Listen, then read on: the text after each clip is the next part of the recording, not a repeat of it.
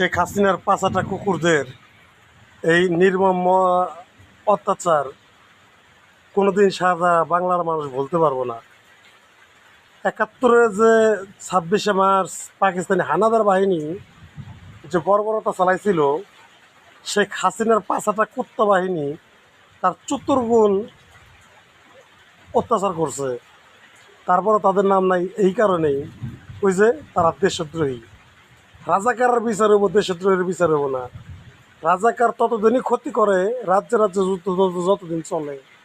একজন দেশদ্রোহী ক্ষতি করে সারাটা দেশ, সারাটা জীবন।